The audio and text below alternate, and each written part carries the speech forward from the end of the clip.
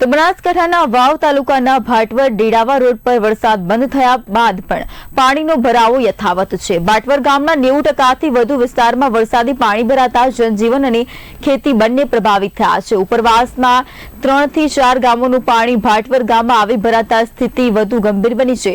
રસ્તા પર ઘૂંટણથી કેળ સુધી પાણી ભરાયેલા હોવાથી વિદ્યાર્થીઓ અને ગ્રામજનોને ભારે મુશ્કેલીનો સામનો કરવો પડી રહ્યો છે। નાના બાળકો જીવના જોખમે પાણીમાંથી પસાર થઈ શાળાએ જવા મજબૂર બન્યા છે। તો ખેડૂતો અને સ્થાનિકોમાં તંત્ર સામે ભારે રોષ જોવા મળી રહ્યો છે।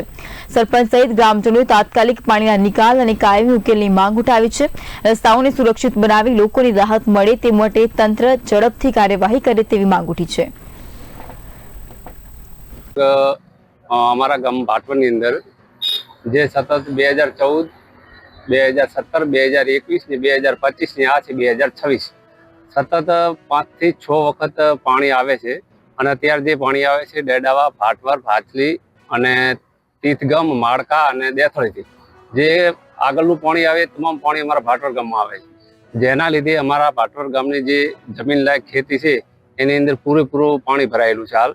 અને રસ્તા ઉપર 2 થી 3 ફૂટ પાણી ભરાયેલું છે। ખેતરોમાં પણ 2 થી 3 ફૂટ પાણી ભરાયેલું છે। તો જે ખેડૂતોને જવાની આવવાની તકલીફ પડે છે અને ખેતીની અંદર બિલકુલ નકામી થઈ ગઈ છે। જે હાલની તારીખમાં ખેતરમાં ખાર જોમેલો છે જેના લીધે ખેડૂતો ખેતી કરી શકે એમ નથી। તો તંત્રને અને મારી 2 હાથ જોડીને વિનંતી છે કે તાત્કાલિક ધોરણે આનું કાયમી માટે નિવારણ કરે।